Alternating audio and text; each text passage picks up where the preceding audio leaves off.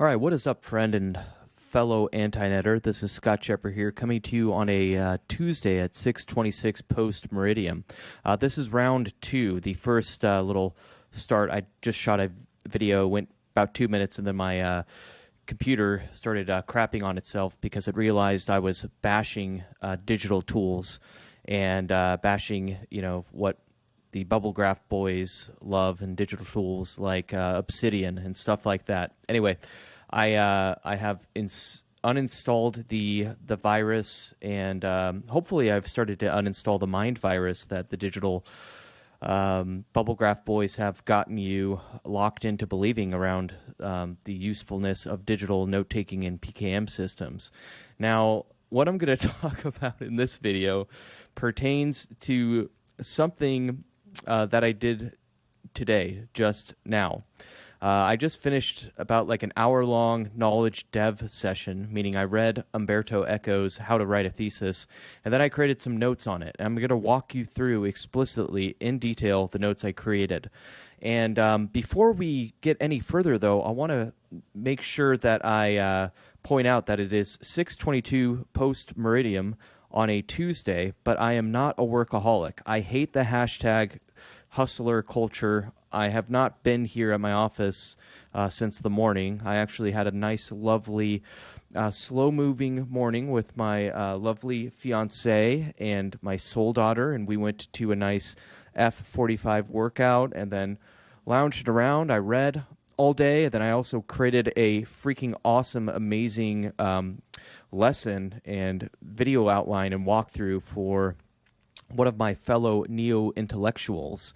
And if you are on my email list, then you know this by now, but I have launched a 3-month intense program I call the Neo-Intellectual Institute, and it's a one-on-one program wherein I help people develop knowledge and then build a tribe around what they do in order to create what I call the neo-intellectual life. And the neo-intellectual life is one wherein it's the people like me. It's people who love reading and are committed to growth and learning. And I've devised basically a program for people, and it's like a super program where I'm in it every step of the way, coaching and helping one-on-one, help a person go from doing what they do not like to do, or maybe not even necessarily not like to do, but go towards a life wherein they can spend their days reading, writing, thinking all day, and then contributing and creating knowledge and pieces of work for people that they value and make a comfortable living doing it. And I call that creating the neo-intellectual life. And so I created essentially a video walkthrough for my neo-intellectuals today as well. And that's, of course, in my private inner circle, whatever they call them, areas, my private membership areas, and only for my neo-intellectuals.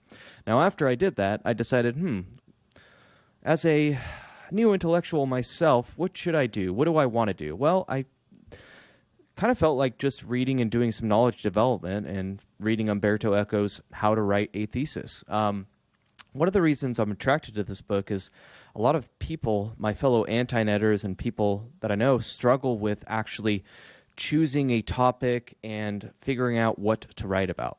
So anyway, I picked up this book. As you can see up here, I'm going to use my little drawing tool.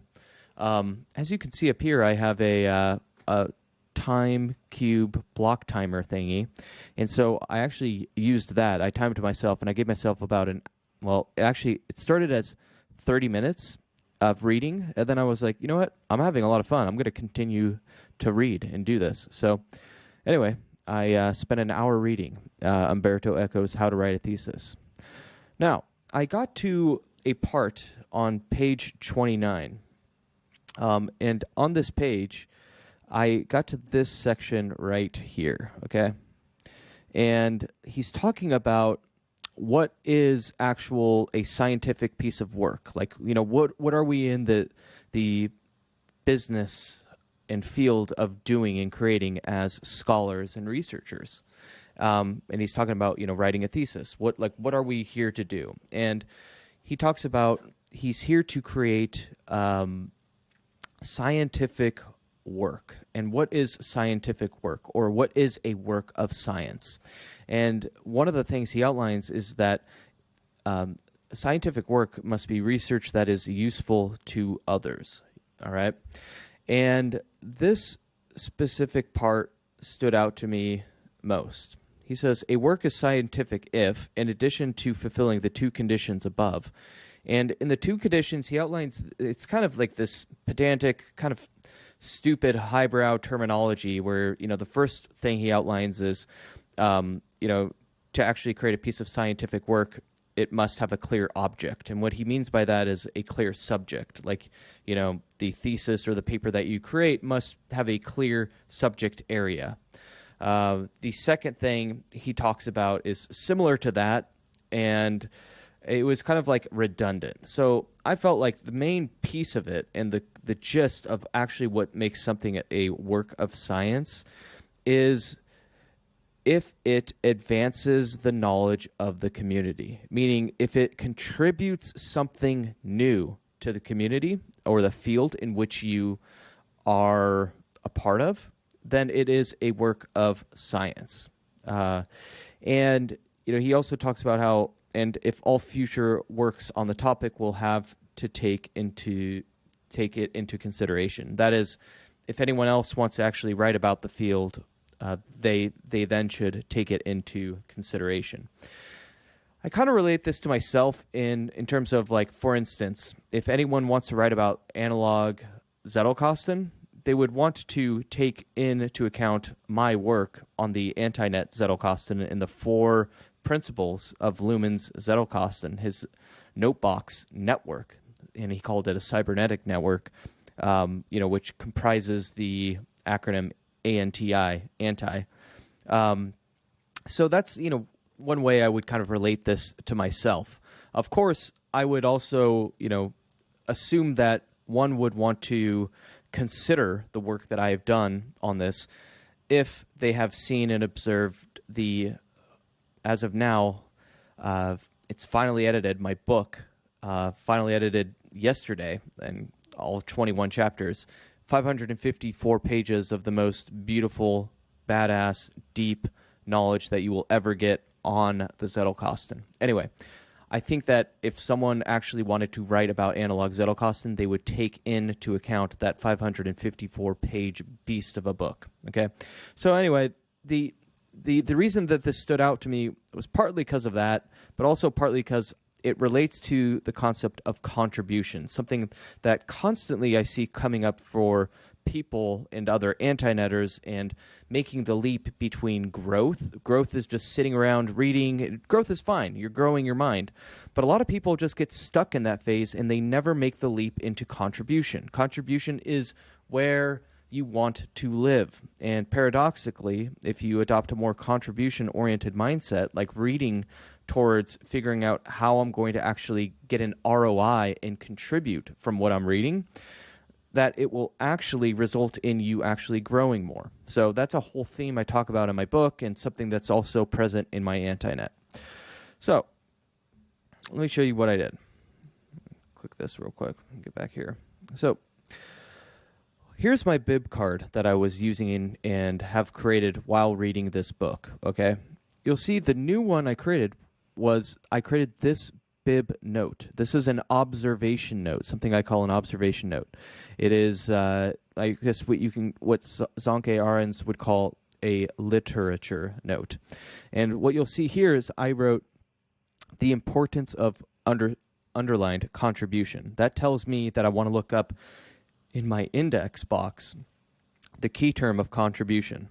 Now, I wrote, if not useful, not scientific. That's a kind of a very brief paraphrase. And then I quoted, as you can see, it advances the knowledge of the community. All right, that points me to it advances the knowledge of the community from the book, right? And what this does, again, the bib card essentially acts as a staging post for your thought. So I continued reading the rest of the chapter, and I think it ended at 45, and then I came back and I was like, is this really important? Do I want to make this into a note? And I thought about it for a while, and then what I did is I went and looked up contribution in my index. This is from my index box. It says contribution importance of, and then that pointed me to 5464/3/0, And note, I once had it at 2, but then I went back and reviewed the cards in the area of 5464/3/0/2 originally, and I discovered that, actually /1 relates to it as well, and there hasn't been that much knowledge around that's been developed. So I, what is it called? White-outed, I'll turn that into a verb, that number, and then I just ended it with 3-0. So I then reviewed what the notes that I had under contribution, and then I decided to write my idea that this whole reading sparked for me under this area. And so what it created was this sequence of cards. This is, I would call this a thought stream, or a stream of thought, right? So I started with 5464/3, and then instead of creating like yet another branch, or another stem, I decided to put it at 0A.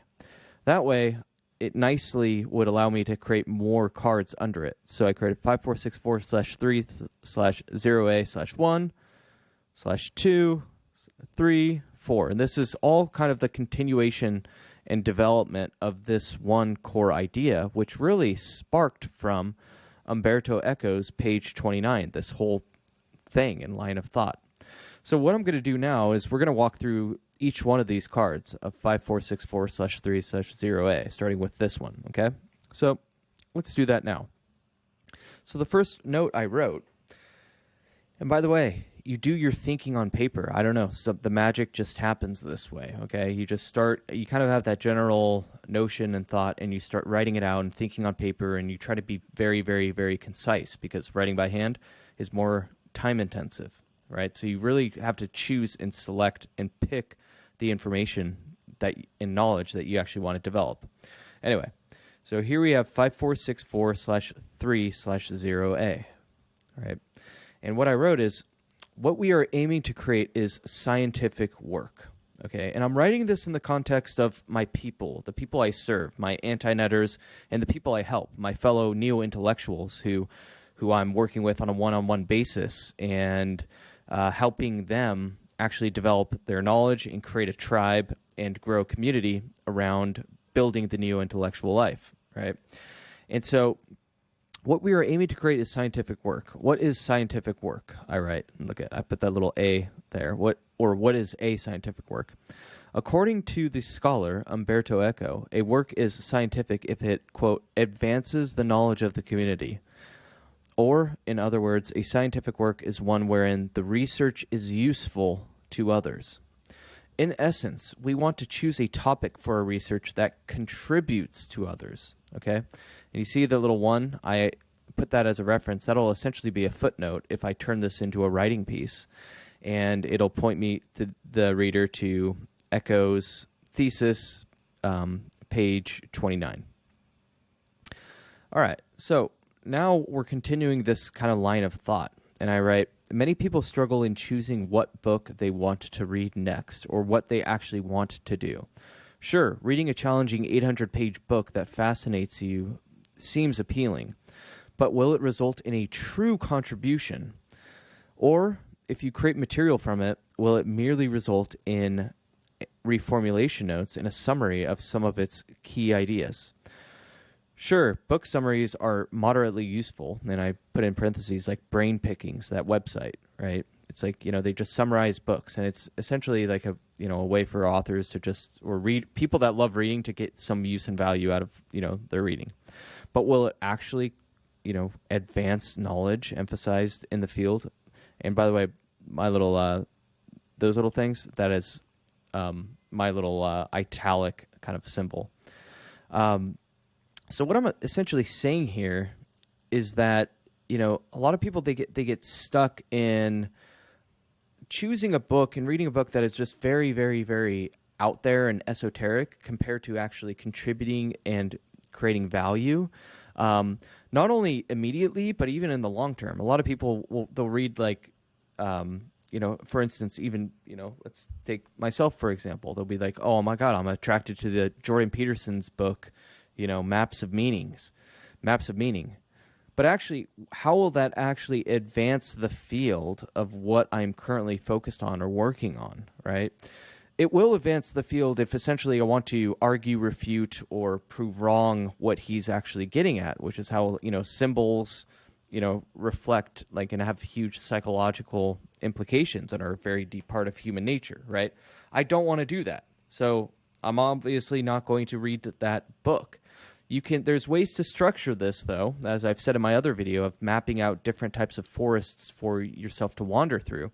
But that's a different discussion. That's what I get in with my, neo-intellectuals, and that requires going deep on stuff.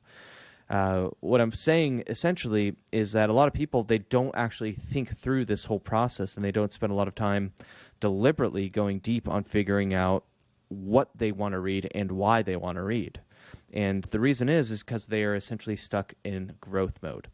Now, you see how I have just riffed on what I've just told you right now, this card? That is essentially what happens when you actually sit down to write using cards. These act as a cue and act as a way for you to actually elaborate more on the idea, on the note that you've just written, and the thoughts just flow through you. So you've actually developed the thought, the start of the thought, and it's pre-processed, and then you get to develop it even further, clarify it, whatever. This is a glimpse of actually becoming a writing machine, and this is a glimpse of what the process is like when you sit down to write with an Antinet Zettelkasten and with an analog Zettelkasten with note cards, which is yet another reason why, sorry, all of you freaking digital fanboys and fangirls out there, you just do not know what you're missing if you're stuck in digital note linking obsidian land. Have fun with your bubble graphs and, go spend time managing your personal information storage system. Anyway, and by the way, personal information storage system stands for piss. All right. Anyways, next card. Many people are committed to living and remaining in the growth zone. They wish to spend their days ingesting information, reading, without the intent of ever contributing, aka writing. And that's the thing is I've sent out emails. By the way, here's an example of me riffing. This is what is awesome about this stuff. I've sent out emails, by the way, in the past of I'm like, hey, what do you want to be with your Antinet? Do you want to be a reading machine? A writing machine, a research machine, and all the people that just want to be a reading machine, I don't bother following up with them or even wanting to serve them. I'm not interested in people that just want to read all day.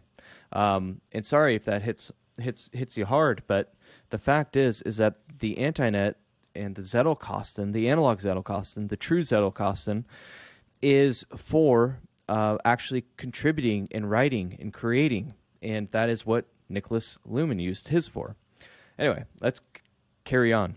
Traditional intellectual institutions incentivize one to quote, or to emphasize, to write. And this is a good thing, yes. However, the time horizons of the usefulness of contributions are different than real life, meaning the commercial capitalistic life that you and I operate in. That's the reality.